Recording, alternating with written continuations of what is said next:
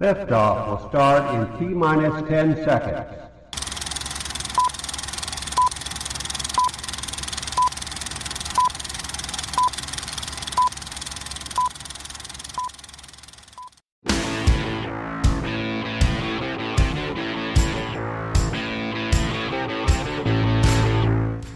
Hey everybody, this is Evan and John, and you're listening to the Boomer and X Show.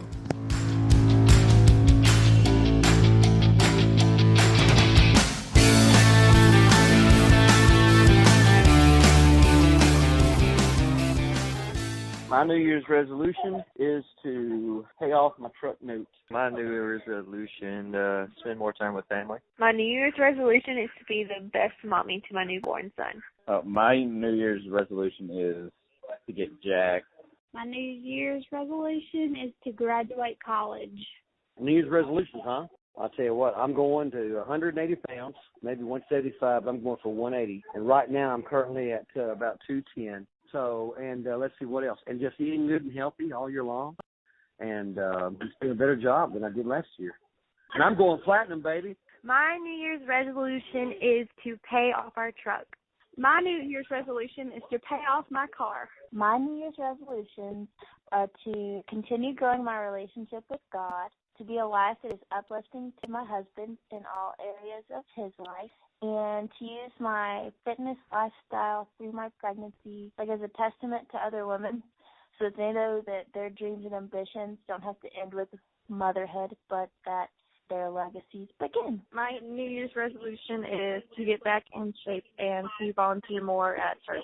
My resolution is for 2015 this year is to have a closer bond with God this year, read my Bible more, and a little more healthy.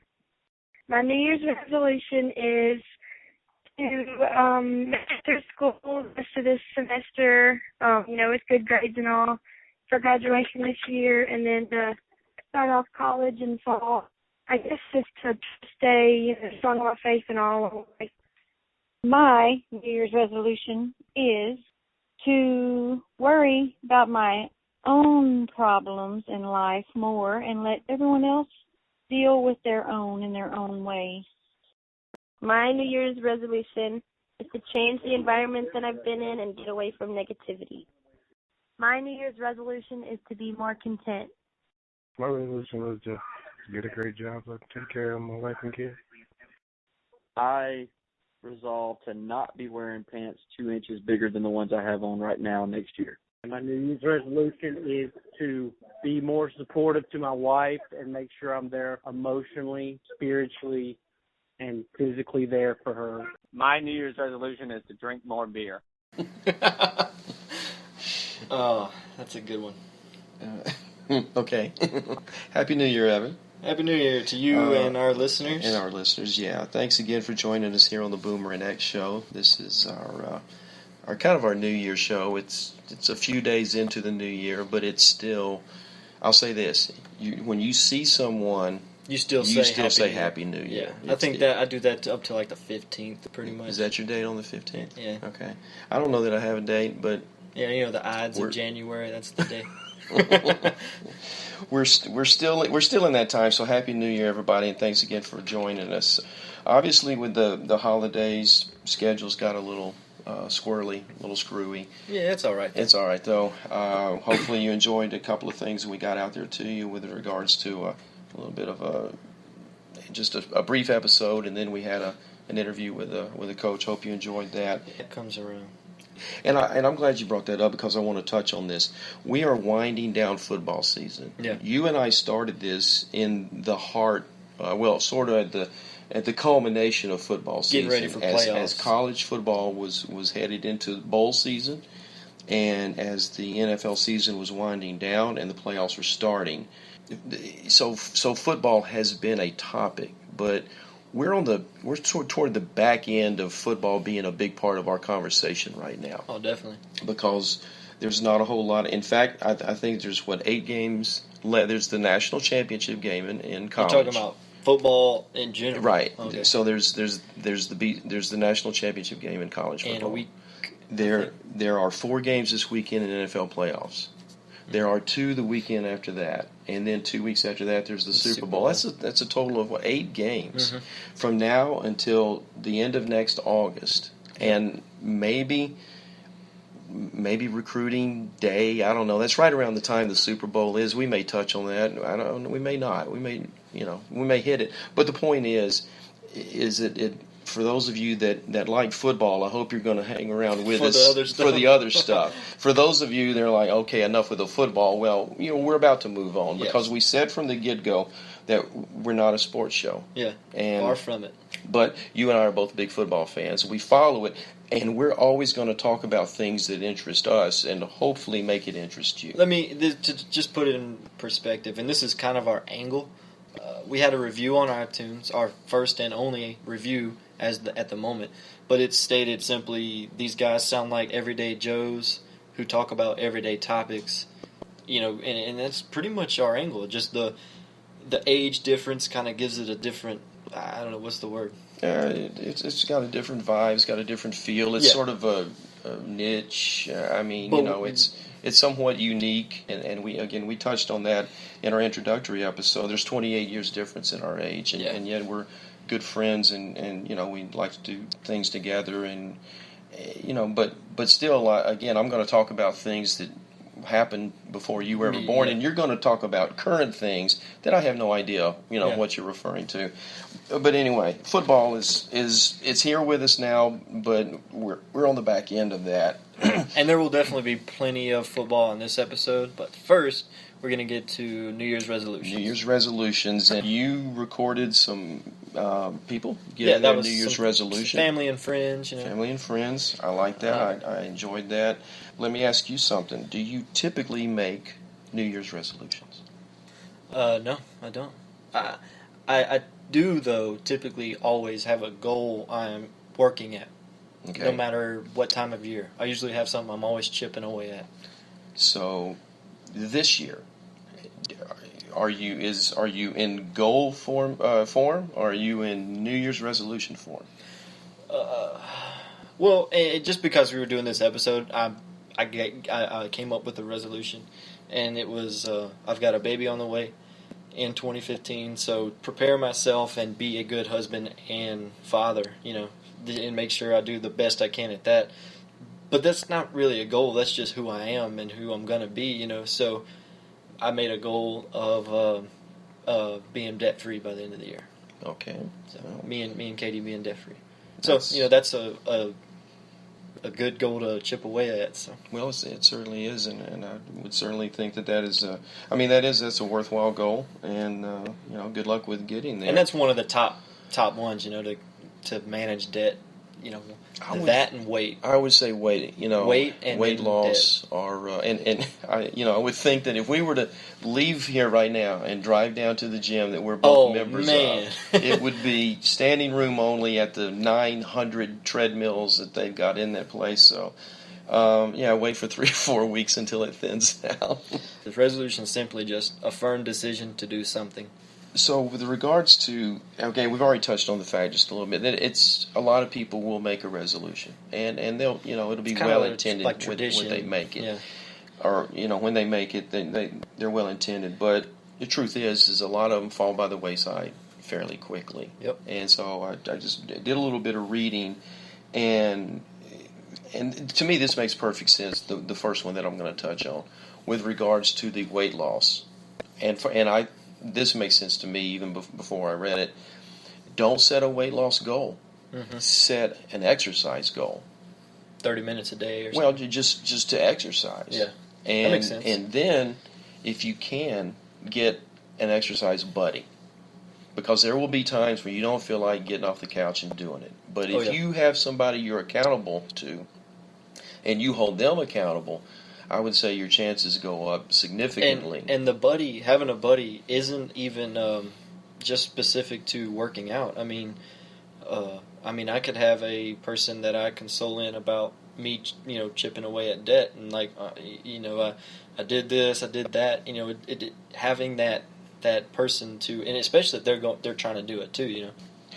But yeah, and again, I think if you focus on the process and not the result. Yes. That's when you maintain a better chance. And I mean, I don't have any scientific basis for that, but it just, to me, it stands to reason that if the result is what comes from a good process. Yeah. How do you eat an elephant? One bite at a time. One bite at a time. Is that a saying? Sure, why not? Yeah, I think it is, actually. I typically don't make New Year's resolutions myself because I think, to me, they're in the same category with diets. Diets fail. It kind of sets you up for failure. It does. Because it's kind of I'm going on a diet. Why? Why are you going on a diet? To lose 10 pounds? Then what? How about you change the way you work out, and you change the way you eat? So with that being said, though, since you brought this topic up and you wanted to do a show on it, I gave it some thought, and I've got a couple of things to say about it. Let's hear them. One is, I want to be a far more productive painter this year than I was last year. And I'm not going to promise 20 paintings or 15 paintings, but I want to be far more productive. And not only do I want to be a more productive and prolific painter, but I want to do some different things with my art. I've got scores of pictures. I've got pictures from vacations, and I've got all kind of material, and it's great stuff. Yeah. But I've been lax about actually getting in front of the canvas. But this year, I want to be a more productive painter. The second one is a little more nebulous. It's a little harder to measure, but because I could have gone down a whole list of things that I wasn't real crazy about. So I don't want to do that. But what I do want to say is when I get to the end of 2015, I want to be able to honestly look back and say it was a year well lived. Did I make good use of my time and talents? Yeah. You know me well enough to know I hate waste. I don't like wasted money. I don't like wasting energy. I don't like wasting anything. I like being efficient with my use of things. But I've been guilty of wasting time and talent. And so what I want to do when I get to the end of this year is say, did I accomplish some things? And a painting is one of them. But was it a year well lived? Was it a productive year? And like you said, you can't really, I guess it's more of a feeling, kind of like the feeling of the thing I said about being a good father and husband. You can't, it's not quantifiable. You can't really put a number on it, but I know at the end of the year, you'll know. Was I? You'll know. And I'll know at the end of the year. But I won't wait till the end of the year to assess it. I want to assess it a couple of times each month and say, well, how much painting have I done in the first 2 weeks of January? Have I exercised any? Have I done some of the things that I know I need to do to make it a year well-lived? Something I see with resolution, I guess tracking and keeping. All I see people do is track the negativeness of what they're not accomplishing.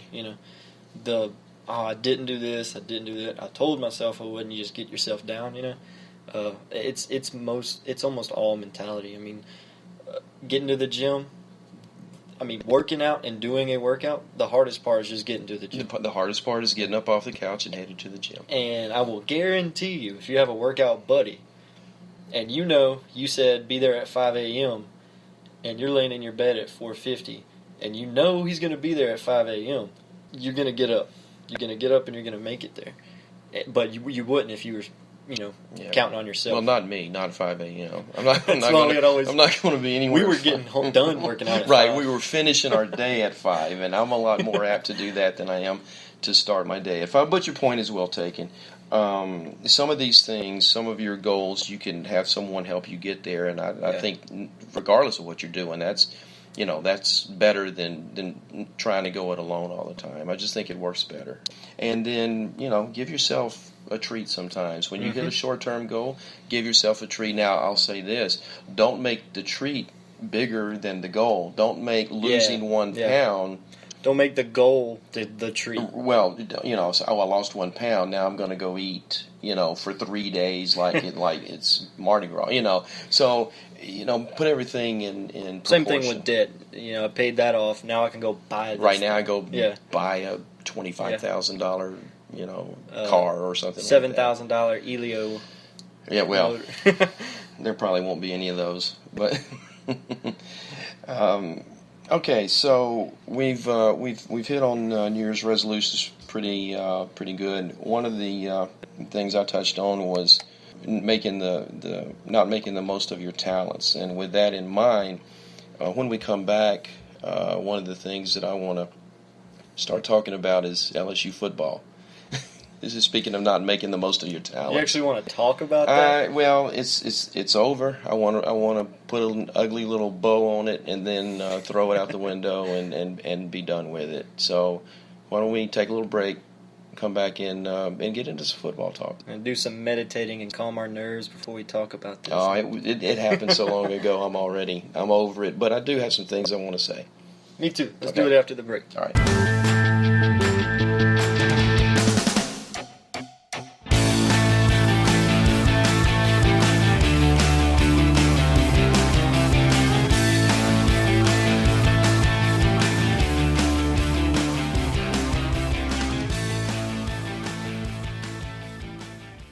Okay, welcome back. Thanks for hanging around. Like we said before the break, we just wanted to hit on some football, and I'll just quickly start off with LSU. This is the they lost the Music City game, Music City Bowl to Notre Dame, to a team that they were 9-point favorites over. And I don't really want to discuss that game in particular. I mean, but what I do want to touch on is what I, as a passionate LSU fan, is what I fear is a decline in the program, and I believe we see it in the fact that over the last 4 years in the SEC they've gone 8-0, 6-2, 5-3, and 4-4. And if you look at this year, they were 4-4 in the SEC. They beat a very bad Florida team in Florida because late in the game a wide receiver dropped a pass where he was wide open in the end zone. Yeah. And they beat a respectable Ole Miss team. But if I remember, you know how the announcers like to say good Bo, bad Bo, talking about Bo Wallace? Bad Bo showed up late in that game. And I think if he hadn't, LSU could have been 2-6 in the SEC. But even more than that, what I find disturbing is that we lost our defensive coordinator, who, from the accounts I read, as soon as he got to College Station, Texas, he took a lateral move. He took a lateral move in the same conference, in the same division, and one of the first things out of his mouth was he was excited to be coaching at a place that's got a great offense. Well, to me, there's only one way to interpret that. And that's coming from the defensive coach. Well, and that's coming because he got tired of his defenses, having to save the day all the time. And looking bad because of having to. But I will say this. There were several games over the past few years where I watched his defense give up a scoring drive in the last couple of minutes of the first half, or more importantly, game-losing drives at the end of the game. So he's not without blame in this. But look, LSU over the past several years has been far better defensively than offensively, and I'm frustrated because I see quarterbacks at Ohio State making their second start and looking like they're 4-year seniors. We have guys going out and 7 for 14 for 100 and something yards. I mean, I believe I don't have it in front of me, but I think we had LSU was 116th out of what I think is like 127 schools in passing offense this year. The guy there, was a sophomore. I see what you're saying, yeah. And here's something else. If he's not doing that, we can't. No matter when we get a big lead, we can't get another quarterback in. There's just no development. There's no coaching them up. It's hard to watch. It's hard to get excited about, and I'm frustrated with it. And I tell you what, I read something within the past couple of days where Les Miles was talking about a football competition in the spring. I'm beginning to think Les Miles thinks LSU fans are Charlie Brown, and he's Lucy. And he keeps thinking that we're going to run up, and I'm tired of running up and kicking the ball right before he pulls it out from. I don't think he knows what a quarterback competition is. Yeah. I'm tired of it. I really am. And quite personally, if he wants to coach like it's the 1960s, I think he can get paid like it's the 1960s. I know you said you didn't really want to talk about that game specifically, Notre Dame and LSU. Yeah, go ahead. As a very passionate LSU fan, do you think they got robbed with that touchdown? And is that why they lost? I think they got robbed on that touchdown. I agree. But I do not think that's why they lost. I also agree. And here's why I say that. Look, bad calls are a part of the game, and we saw two terrible ones in Dallas on Sunday. But bad calls are a part of the game. Here's my philosophy with regard to bad calls. They are inversely proportional their importance is inversely proportional to the amount of time left in the game. If you get a horrible call on the last drive or in the last couple of minutes, you don't have no time to recover from that. But that call was at the end of the first half. There was an entire half of football left to be played. Mm-hmm. There was an entire half of football for our quarterback or our offensive philosophy to be something different than it was. There was also another drive at the end of the fourth quarter where we give up a game-winning field goal. Mm-hmm. So I do believe it was a bad call. I agree. I do not believe it cost LSU the game. That happened before the half, right? It happened right before the half. Yeah. I believe being out-coached cost LSU the game because I certainly don't think Notre Dame had more talent on the field than LSU had. Oh, no. So where else can you look for that? I think you look at the coach, and I want to make one other point about the state of LSU football that troubles me, concerns me, is I think you look at a parallel to the University of Texas under Mack Brown. He was such a great recruiter that his nickname was Coach February because in that first Wednesday in February, he was signed in the number 1, number 2, number 3, number 4 class in the country, and yet it wasn't translating to wins on the field. And he got wins. He got 8, 9 wins a year, but instead of playing for national championships, he played in the Holiday Bowl and the Cotton Bowl a lot. He did manage to get one national championship when Vince Young was there. It was a great game against Southern California. I would say that Texas was a chronic underachiever while Mack Brown was there, given the amount of talent they recruited. And I think we're seeing the same thing with LSU. And I just find it very, very frustrating. And I'll throw in one other thing. Now, I don't really have the resources to be a season ticket holder, but they've got a 102,000-plus seat stadium. Now, I don't think the football I saw this year is going to fill that stadium up. I just don't think it's going to. Were they sold out this year, do you know? Well, I mean, probably the Bama game, maybe the Ole Miss game. Yeah, that was a good one. But after the season they had. But look, just think about the SEC in general. I mean, they've always, well, not always, but as long as I've been alive, they're just this powerhouse football region. Everyone in the SEC is just knock you in the mouth and take names. Well, a little perspective and on the domination of the SEC. Let's just talk about the BCS era, going back to 1998. Only one of the first 5 BCS championship games was won by an SEC team. Really? And that was Tennessee. It was after Peyton Manning left, and it was with T. Martin as their quarterback. That's about right when I started getting into watching. But only one of the first 5. And then LSU comes along and wins it in 2003. Under Saban.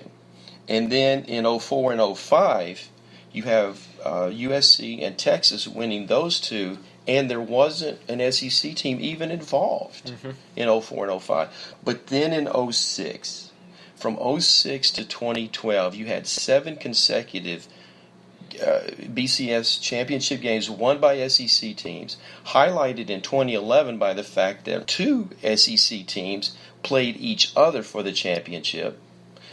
One was Alabama, and the other one was a shadow of a team that had played all year. Yeah.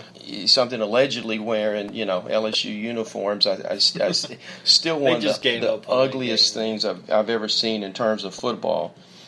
But then in 2013, Florida State sort of breaks that thing, that domination.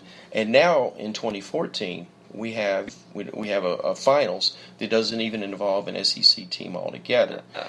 I mean, you just the reputation is definitely earned. Well, over the past 6 or 7 years, it's been there. But again, you don't really have to go back that far to see that it wasn't always like it is now. Quite personally, as a fan of college football, I think it's great that we're going to have either a team from the Midwest or the West Coast win the game. Personally, I'd like to see Oregon win it. I like. Oh, really? Yeah, I'd like to see Oregon win it.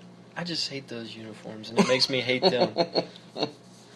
Well, you got to have a reason to pull for somebody. I'm not an Urban Meyer fan, and I'd like to see Oregon win. But there's another reason. I went and looked at the previous national championships, not only the BCS era, but going back. And he's undefeated. Oh no, Urban Meyer's undefeated. In what? In championship. Yeah, it might be. It might be like 2-0. Yeah. But going and looking at teams, not coaches, but teams, the only West Coast teams to ever win the college football national championship, Southern California did it a few times, and not just in the BCS era, but before. They were a powerhouse back, 60s and 70s. UCLA won once that I saw. The University of California won once. That's it. Nobody else. Who was winning all those other ones? Mountain region people? Well, no. I mean, a lot of the South and the Big Ten and what was the old Big Eight, which was that's before. I have no idea. Time. But the Big Eight was Nebraska, Oklahoma, Kansas State, Missouri, Colorado. That's 6. And maybe like Iowa State. And these are the ones that are always at the top, is what you're saying? No, Big Eight? but they produce the Big Eight produced champions, Nebraska and Oklahoma. That it was kind of really the Big Two and the Little Six, but that's where a lot of your championships came from. So you had the old Big Eight. You had the Southwest Conference, which was a bunch of Texas schools in Arkansas. And of course you had the SEC with Alabama all through the years, and you had Big Ten schools like Michigan, Notre Dame, not in the Big Ten, but in that part of the country, but really out west. So I'd like to see the West Coast get them one that's not centered in the in the LA area. So I'm pulling for Oregon. So you remember when the rankings released by the playoff selection committee? When was that? I think they came out with the first, let's say mid-October-ish. Yeah. It's just and how many SEC teams were in that list? 2 or 3 in the top 4 or 5. I think it was 3 at least. Yeah. I mean it was dominated by the SEC and the SEC West, who by the time we rolled around to the bowls actually went 2-5 in their bowl games, with Arkansas and Texas A&M being the only teams that won their bowl games. Look, 15 years ago, I would have really been rooting hard for the SEC, but the domination, in my mind, and the domination by the SEC became so overpowering that it almost was boring. Well, yeah, exactly. It's like when if they're not winning championships, they're just perceived as not doing anything at all. And that's, I think, the outcome of these bowl games is kind of a reality check. And I think football, NCAA football, is balanced now. Well, and I think that's better for the health of the sport. Oh, I do too. I really do. And I will be very interested in seeing that game on Monday night the 12th.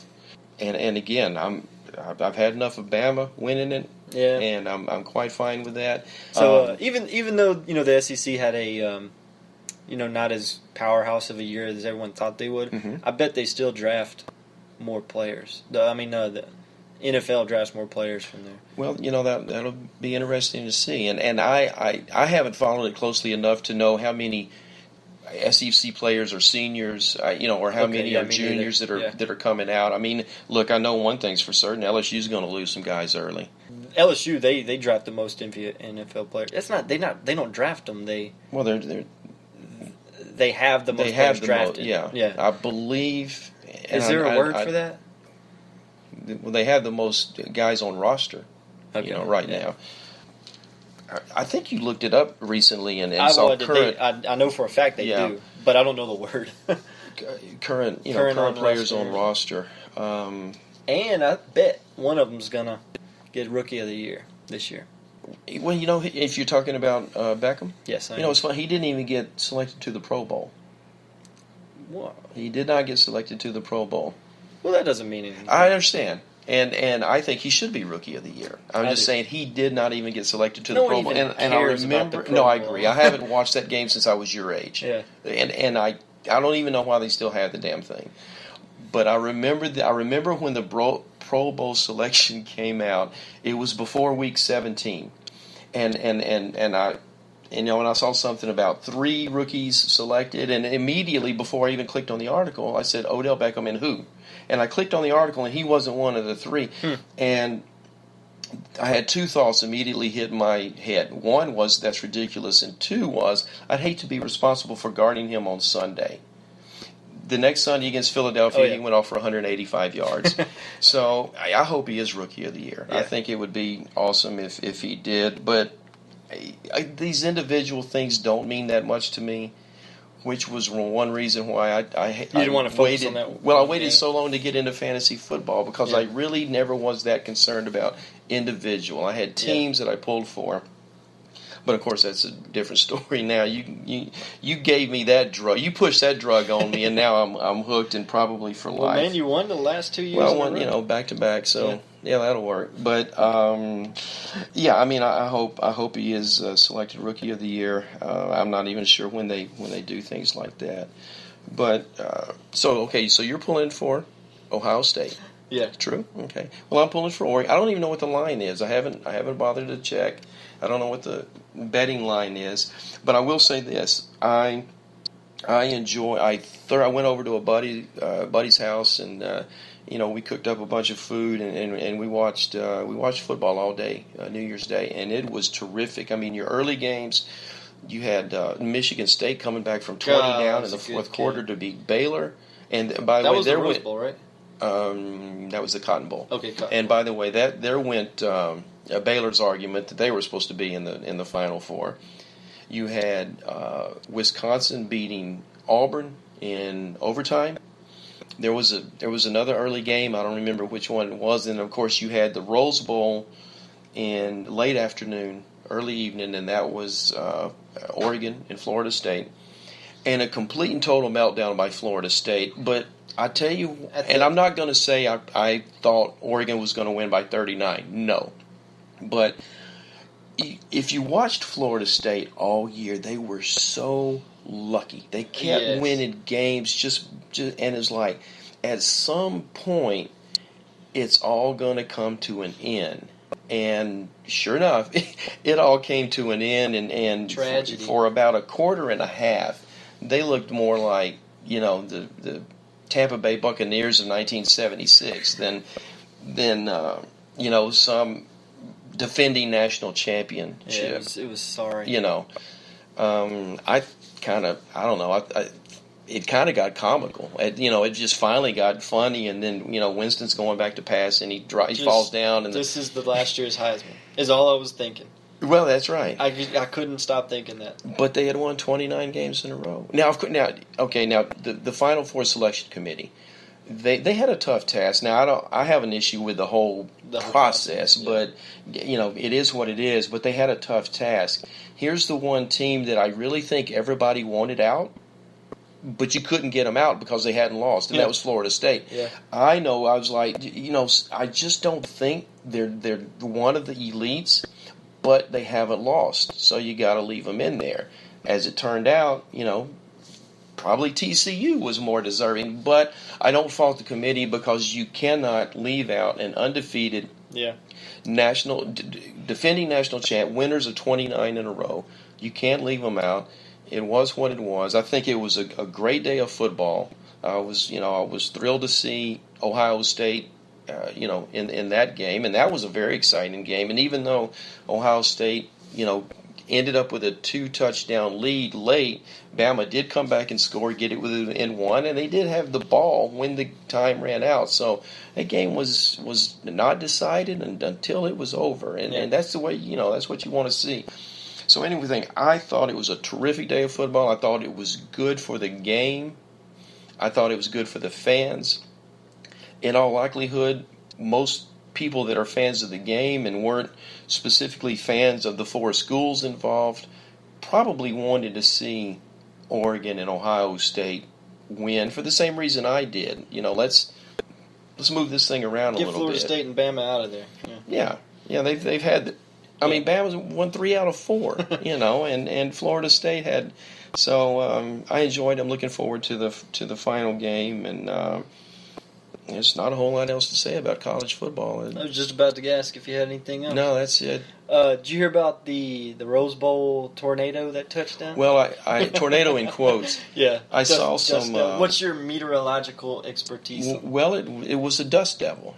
And the thing about it is there was no dust, so it didn't, But it's a little dust. It's little just small scale eddies that get. They typically happen on really hot days, and it wasn't hot out there then. So it must have been some instability where you had a steep lapse rate, and you just got some wind twirling around and going. Speaking of dust devils. In 2013, when I drove out to Palm Springs, and driving through the deserts of Arizona, I could look out both to my right and to my left at any given moment on both sides of me, see 6 or 7 sizable dust devils going on at any one time. Of course it was 115, 120 degrees. Which just helps that process along a little bit. But yeah, I did see the video, and it just happened to hit some tents and throw some stuff around. I couldn't a little stop staring at that cow. I was trying to get out the way, and that was it not Raising Cane's, but Chick-fil-A. Yeah, Chick-fil-A costume trying to get out of the way. It's pretty funny. Oh, the old Chick-fil-A commercials. Eat more chicken. It's been around for. Oh, speaking of commercials. I hope they don't have the Dr. Pepper salesman vendor guy running. You don't like those? Oh my God, no, dude! I think it was hilarious. I can't. They play them too much. But I don't need them telling me how interesting this is. I'm already interested, and in one of them, he's like, "Well, this is the first true national championship." No, it's not. It's not the first true national championship. I hope they don't bring that back next year. I hope not, but anyway, that's neither here nor there. All right, college football. We've got one more game coming up. It's about 5 or 6 days from now, and we'll talk about it when it happens. Other than that, LSU and all the rest of it, I'm done. I'm done. How about you? Next year. Until next year. But we will hit the national championship game a little bit after it happens. Oh, we'll do it live. We will. Well, that's going to be hard to do from work. I guess I could take the night off. Yeah. Nah. Let's see. Let's take a quick break. Come back and talk about the NFL playoffs this past weekend.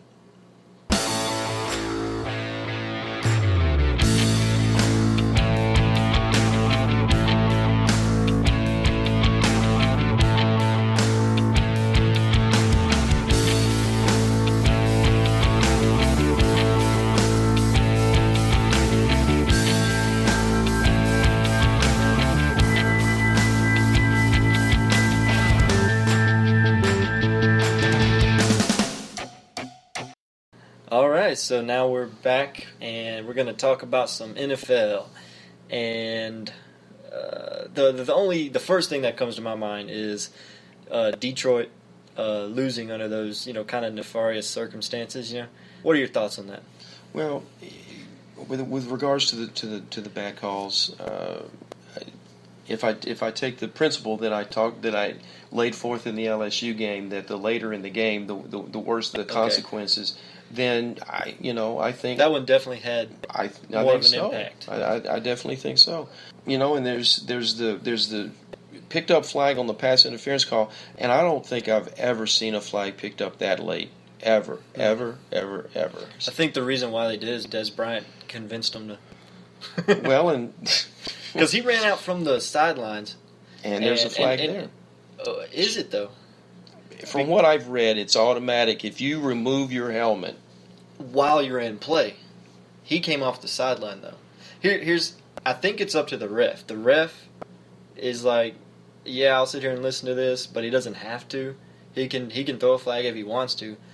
I think it's not an automatic. I thought I read that it was.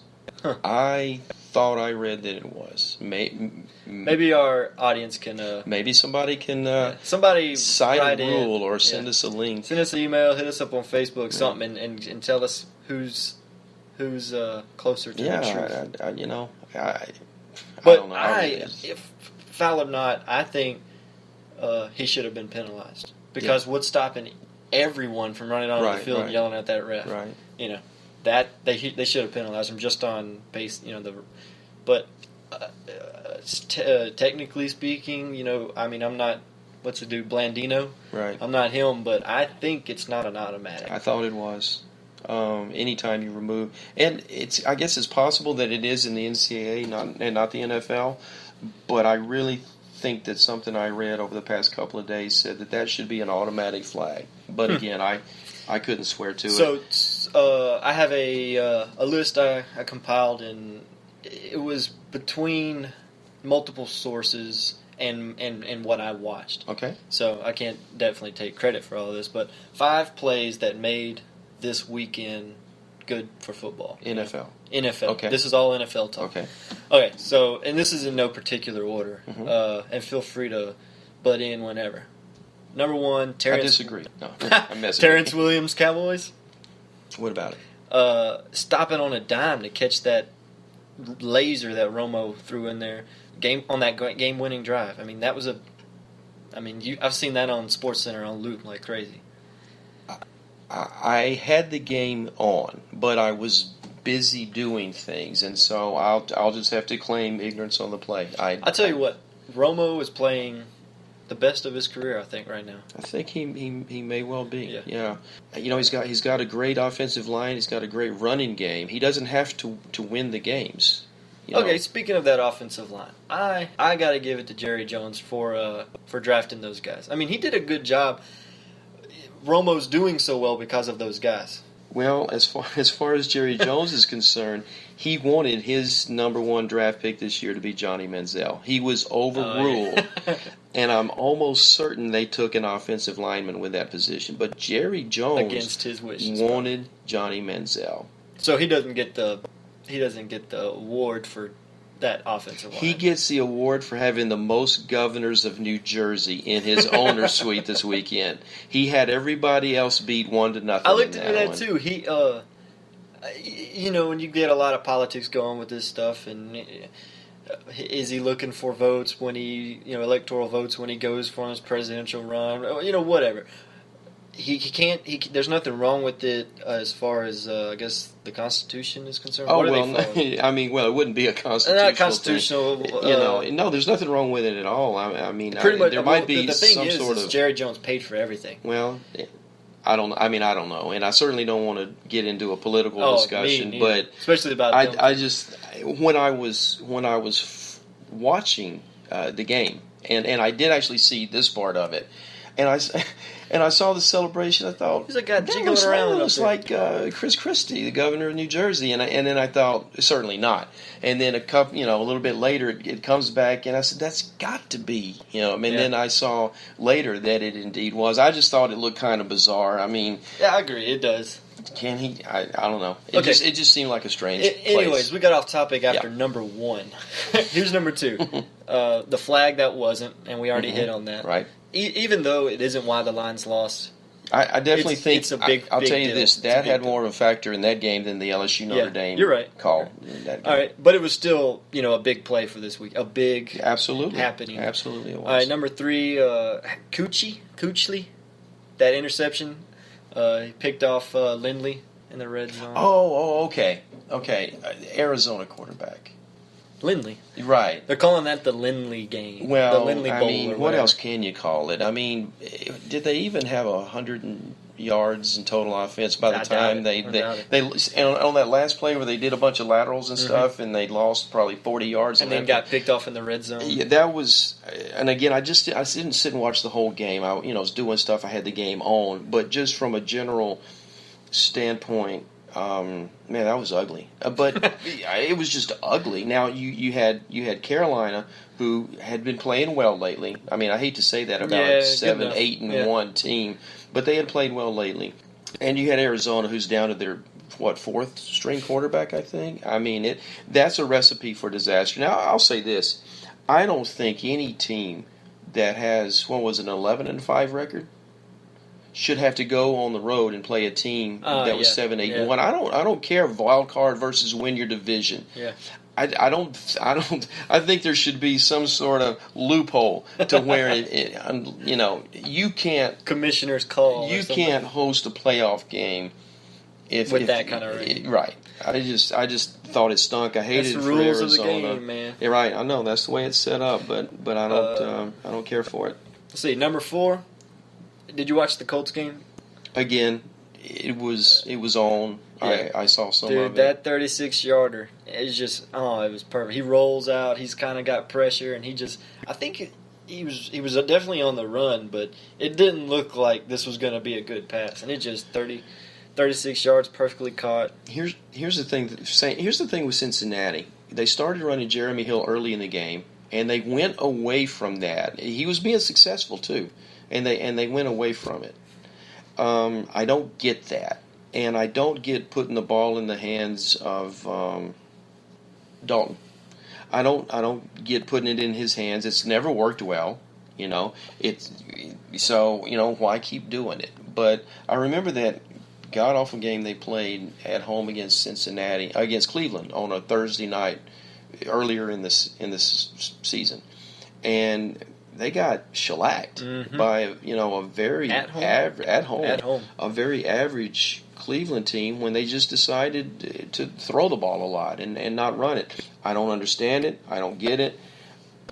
Was Hill hurt that game? No, he wasn't. I don't think he was. No, I don't think no. So,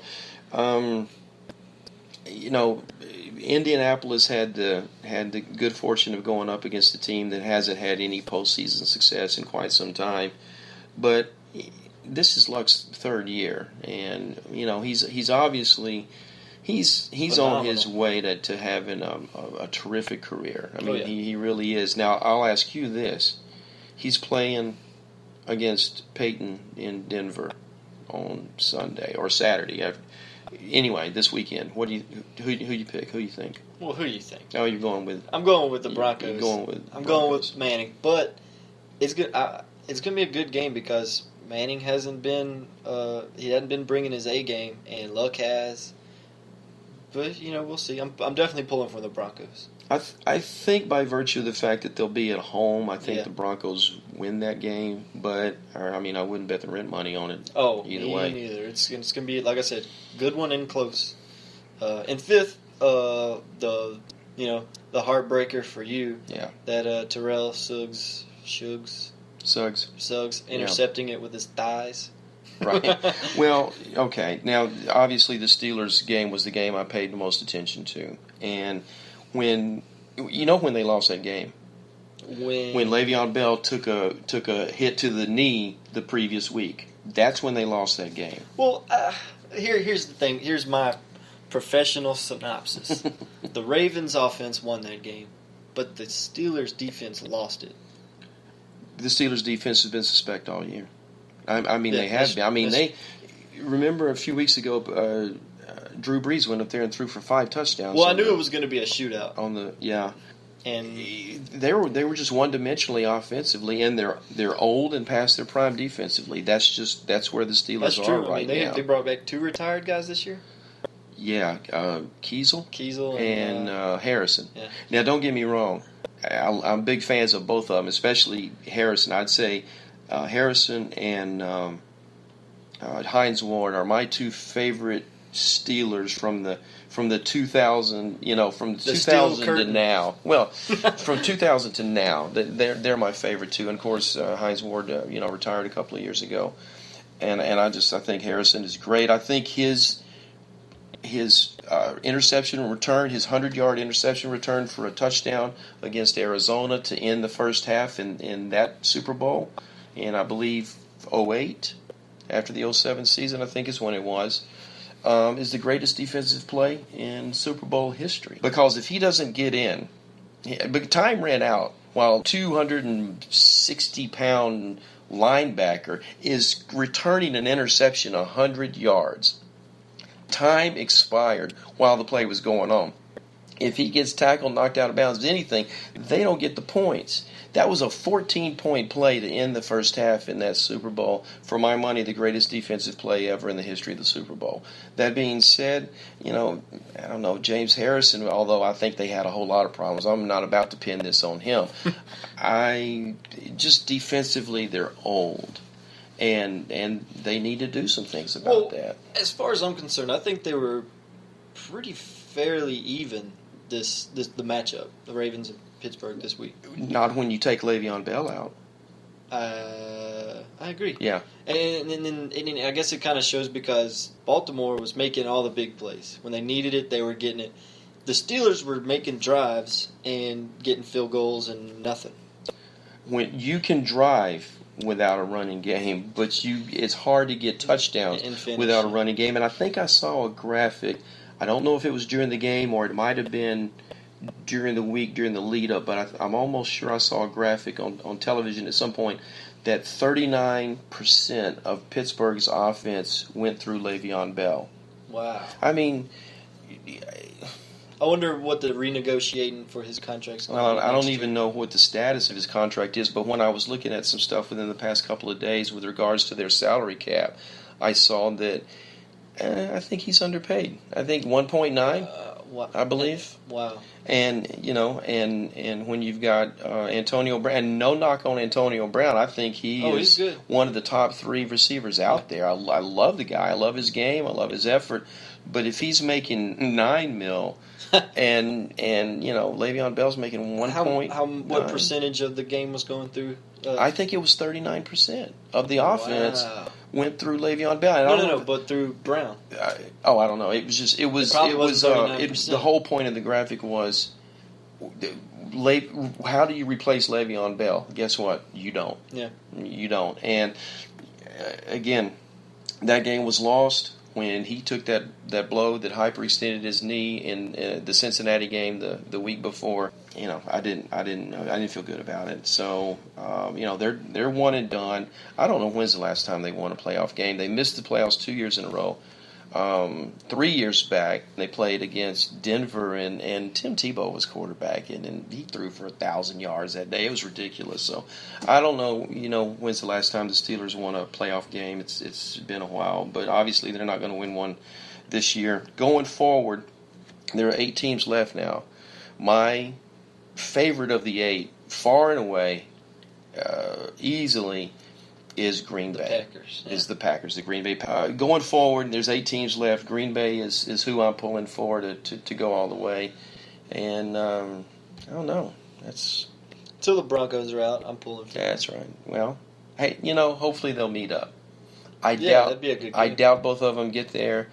Personally, I'd say if I were to have to lay money on the line right now, I'd say New England versus Seattle. Dude, I think the Ravens are going to beat Patriots. Okay. Even going to, they're going to be on the road. I think they'll still pull it out. It's a gutsy call. Yeah. Like you said, I wouldn't putting the rent on it. Well, my heart wants Green Bay in there. My head says it ends up being New England versus Seattle. But hey, that's why they play the games. We got 4 games coming up this weekend, and then of course Monday night the big NCAA final, championship game, and that'll be great. So we've got 5 games that will probably take place between now and the time we come back. Yeah. Right? If you say so. Let's wrap this up. Yeah. So Adam Vinatieri, he sets an Indianapolis Colts record for a 53-yarder. Guess what happens not even 24 hours later? What's that? I quote, he was randomly selected by the NFL's drug testing program. Okay. I mean, the guy, he's 42 years old. I mean, he's 34, 35 on field goals. Really? He's 34 out of 35 this year? Yeah. You're kidding me. And this is his 19th year. 34 out of 35. Yeah. Holy smoke. Yeah. Is he going to play next year? I would guess. I mean, I think I know anything. who my kicker's going to be. Oh, I pick him every year for... But yeah, I mean, that's impressive. But I mean, the drug test? Yeah, why? I don't know. I mean, I can't. I hope he passes. Oh, we don't know yet? No, at least I don't. We'll hope he studied well. But yeah, 34 for this year, out of 35. Did you want to say anything to people as we're heading out about contact? Oh, sure. I'm sure all of you are listening. No, but we're on iTunes now. I guess this is a milestone episode, our first real iTunes podcast episode. I think it's big. Yeah, that should be the title. But to really help out, just getting us out there and stuff, we need reviews on iTunes is a big way to get the word out. Because when you review something, all your friends see it and they see it, and all their, so on and so on. Same thing on Facebook. Just go hit us up at the Boomer&rsquo on our Facebook page. And anytime you can send us an email at theboomerandxshow@yahoo.com. We're looking for anything. I mean, it can be, hey guys, y'all sound awesome. Hey, y'all talk too much. Here, I would love to hear y'all talk about this. Anything. Yeah, drop us a line. And again, thanks for listening. I say it's time we head out of here. Make like a tree and head out. Make like a shepherd and get the flock out of here. Okay, Mel Gibson. All right, thanks for listening, everybody.